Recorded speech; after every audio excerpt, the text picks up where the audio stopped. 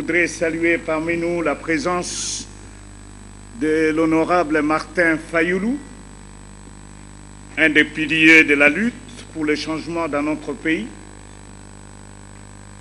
et un des pères fondateurs de la plateforme Sauvons la RDC.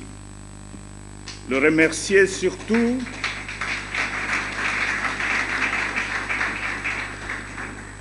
sous sa direction, la CVD représentée par les collègues colossaux et tous les membres, quand ils ont senti les dangers, ils n'ont pas hésité à nous demander de suspendre la caravane, je dis bien suspendre et revenir à Kinshasa. Pour ça, le président Vital Kamerhe, autorité morale de la CVD, reste à ce vaillant et fils digne, très reconnaissant pour avoir compris que la démocratie était tombée dans le piège.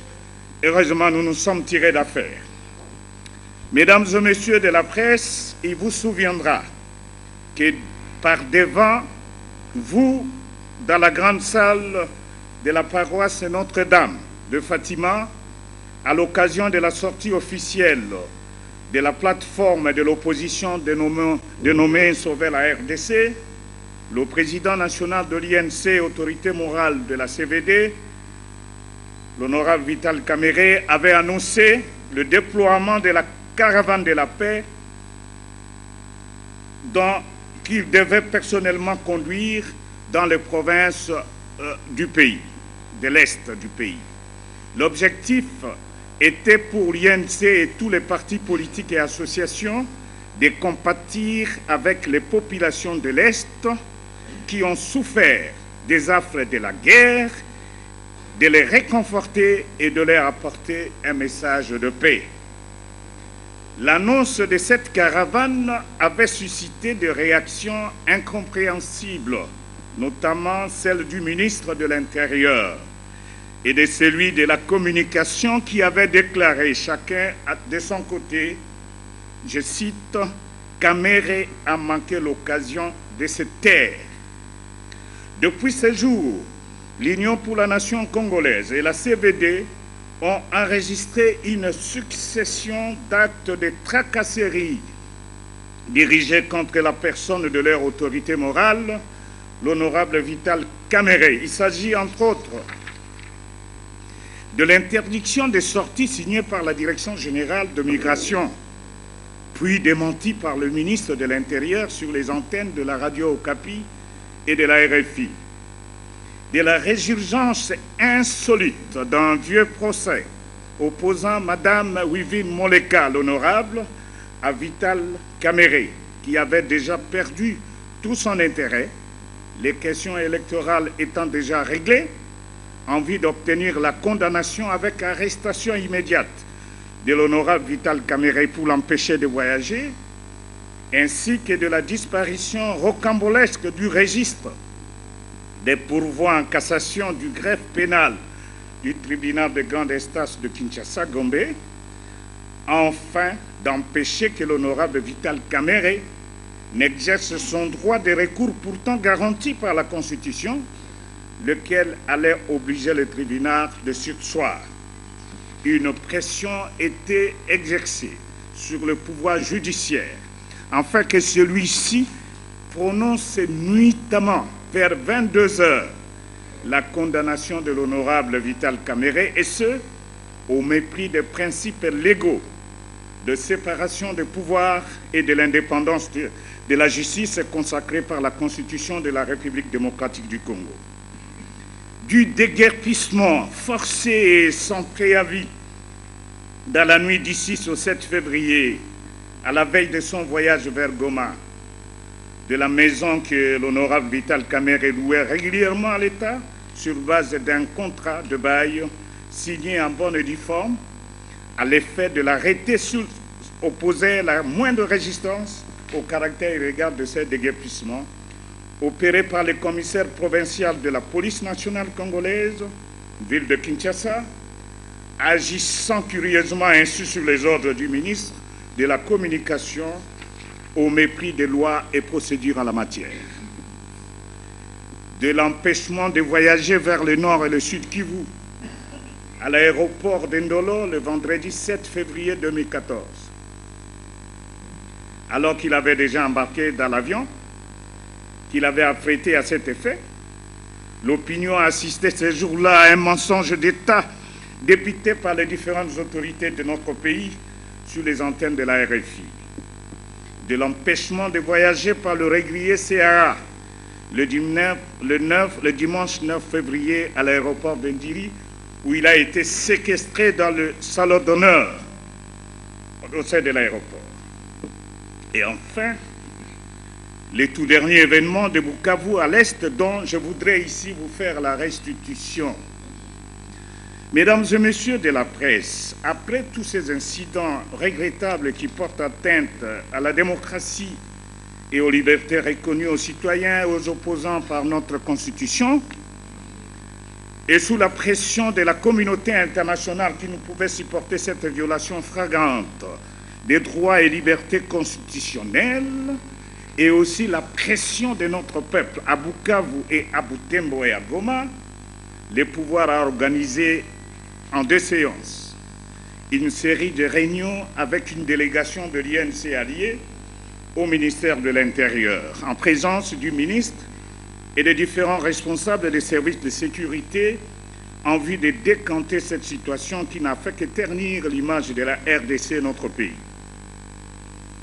Au cours de cette réunion, la délégation de l'INC alliée a noté la volonté accompagnée des menaces de la part du pouvoir de régenter et d'imposer le discours de l'INC et ses alliés de l'opposition. Le discours de l'INC et ses alliés de l'opposition devaient tenir en déconseillant notamment toute allusion à l'assassinat du colonel Mamadou et à l'enquête subséquente qu'exigent tous les patriotes congolais, la départisation de rond-point Singers à Goma et à Bukavu à l'honneur de ces colonels lâchement assassinés. La délégation avait compris que les pouvoirs avaient bel et bien des choses à cacher à l'est du pays. En réponse aux préoccupations du pouvoir et à ces menaces, la délégation de l'INC est alliée à affirmer son attachement profond à la liberté de mouvement, de manifestation et d'expression. La seule limite était, pour ces partis de l'opposition et ses alliés, celle fixée par la Constitution et les lois de la République. En conséquence, la caravane de la paix conduite par l'honorable Vital Kamerhe a été effectivement lancée le mardi 18 février 2014 avec dans son programme une longue tournée dans les provinces du Nord Kivu, Sud Kivu et du Kasaï oriental. Je tiens à préciser que bien avant son départ de Kinshasa, l'INC et ses alliés, la CVD, avaient pris toutes les dispositions et rempli toutes les formalités légales à travers leurs antennes de Goma, Beni, Butembo, Bukavu, Uvira et ailleurs. Partout, à Goma, à Nyiragongo, à Beni, à Butembo, l'honorable Vital Kamerhe et sa suite ont été triomphalement accueillis.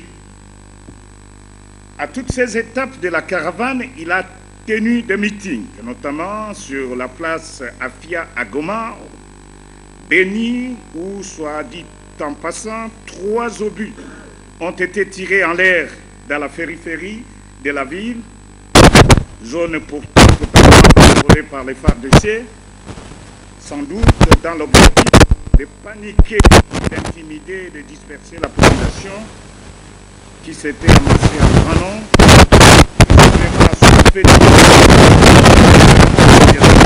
où la population a réservé à Vital Kamerhe et sa suite un accueil haut en couleur, triomphalement distingué, et cela malgré les manœuvres du pouvoir et incidents tragiques qui s'est chargé de provoquer. En dépit de cela, l'INC et ses alliés ont connu un accueil délirant de la part de la population visiblement fatiguée par les guerres injustes à répétition et en quête d'un message de paix, de concorde et de réconfort. À toutes ces trois étapes, le message était le même.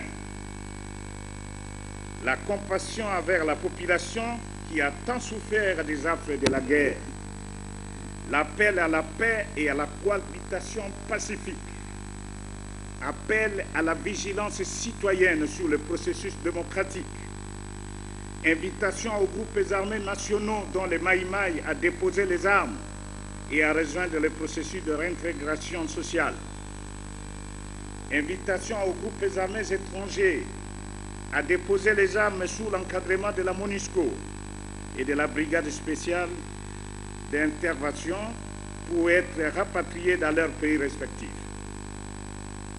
La vision de l'INC sur les problèmes sociaux des Congolais, les mauvais états de route, la famine qui ronge la population, le manque d'eau courante et d'électricité. Par-delà tout, la caravane a sensibilisé la population sur la nécessité de préserver les acquis de la démocratie, notamment les acquis des dispositions de l'article 220 qui contribuent à consolider la paix dans notre pays. C'est au départ de Butembo, après un succès éclatant, que la caravane a commencé à rencontrer des problèmes. Le pilote de l'avion devant amener l'honorable Vital Kamerhe et sa délégation à Bukavu informera les membres de la caravane qu'il venait de recevoir l'information selon laquelle Bukavu y avait un mauvais temps, ce qui l'empêchait de décoller. Une contre-vérification faite par le téléphone révélait le contraire. C'était déjà le présage de ce qui attendait la caravane à Bukavu et qui a rappelé les manœuvres dilatoires de l'aéroport de Ndolo. Soit dit en passant, arrivé à Bukavu, il n'y avait ni nuage pluvieux, ni une seule goutte de pluie. À la même occasion, la caravane apprendra toujours par téléphone que le gouverneur de Bukavu, disons du Sud Kivu, M. Marcellet Tshisambo, qui se trouvait à Kinshasa, s'était précipitamment rendu à Bukavu accompagné d'un député du PPRD. Des informations à l'arrivée à Bukavu révélaient que peu avant l'atterrissage de l'avion qui amenait la caravane à l'aéroport de Kavumu, un militaire de la garde républicaine, habillé en tenue de RVA. Oui, on nous dit qu'il s'habille en tenue de RVA pour ne pas donner l'impression que l'aéroport est militarisé, s'était mis à tabasser sérieusement une militante de l'INC. Son action était visiblement destinée à empêcher l'avion d'atterrir. N'eût été la discipline et la sagesse des cadres, militants et sympathisants de l'INC, la situation se serait dangereusement dégradée. C'est-à-dire la place de l'indépendance.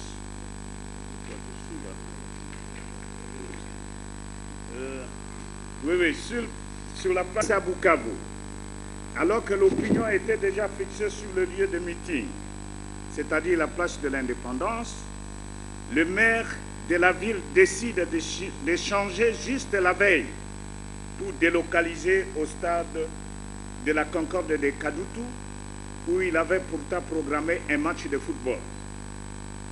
Signalons en passant que ce stade d'une capacité moyenne de 2000 personnes et dont le mur fissuré et croulant ne pouvait contenir la marée humaine de plus de 300 000 personnes environ, venues accueillir l'honorable Vital Kamerhe. Pour suivre le message de paix de la caravane qu'il conduisait. Tout ceci avait surpris la population qui s'est sentie défiée par les manœuvres sordides du pouvoir. Ils sont à la base de ces changements, tels qu'avancés par le maire de la ville, à l'occurrence l'exécution des travaux sur la place de l'indépendance n'a convaincu personne, d'autant plus que sur la place de l'indépendance, il n'y avait réellement aucun signe de travaux. Dans sa détermination de provoquer les troubles, pour empêcher l'honorable Vital Kamerhe de s'adresser à la population venue nombreuse l'écouter, le maire de la ville, qui avait déjà programmé un match au stade de la Concorde de Kadoutou, avait pris des soins de placer plus d'une centaine de policiers armés à la place de l'Indépendance. Depuis le matin, avec instruction formelle d'empêcher la tenue du meeting, d'orienter la marée humaine vers le stade de Kadoutou et en cas de besoin, d'après ses propres termes, de les y contraindre par la force. Voir sa lettre numéro 406 du maire à notre possession et que notre service du protocole va remettre aux journalistes. Ou donc, en définitive, venus en masse, au moins 300 000 personnes devaient être écrouler le mur dont le leader Vital Kamerhe et sa suite étaient porteurs. Toutes ces dispositions prises par le maire de la ville de Bukavu, et en particulier les instructions formelles contenues dans sa lettre précitée, prouvent à suffisance que les troubles survenus à cette occasion étaient prémédités et savamment préparés par les pouvoirs qui en est le seul responsable. Ces pouvoirs décadents a fait preuve d'un manque de respect criant des libertés de réunion et de manifestation pourtant garanties par la Constitution. Transportés en Tipoy et conduits par la marée humaine des Bakivoussiennes, les Kivoussiennes et Kivoussiens sur la place de l'Indépendance, l'honorable Vital Kamerhe a été visé par un tir à bout portant d'une bombe à gaz lacrymogène. Un homme en tenue de police, armé d'une marionnette, a tenté d'atteindre son cou pour l'achever. Il n'a pu avoir la vie sauve que grâce à son assistant, M. Thierry, qui s'est interposé et qui en est sorti grièvement blessé avec une large plaie ouverte sur la tête. Des images et des photos que nous allons suivre maintenant vont l'attester. Maintenant, je voudrais vous inviter à suivre le fil des événements au niveau des images. C'est la deuxième série de notre conférence.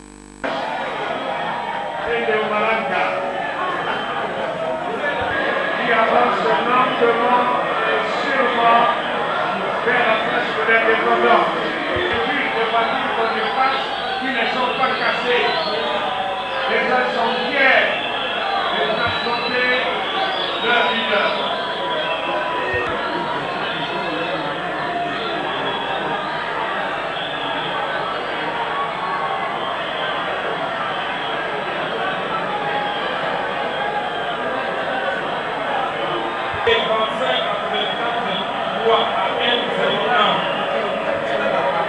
Nous n'avons pas toutes les indications, s'il vous plaît.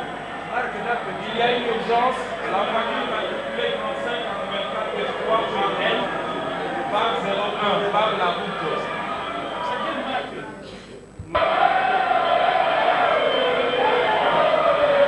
Nous sommes dans la discipline.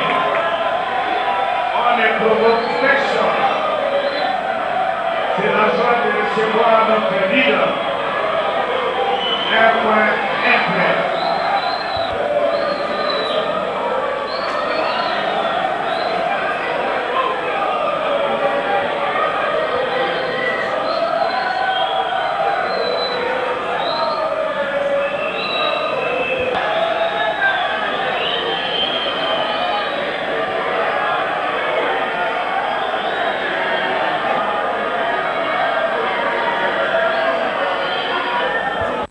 C'est le problème des porte-parole.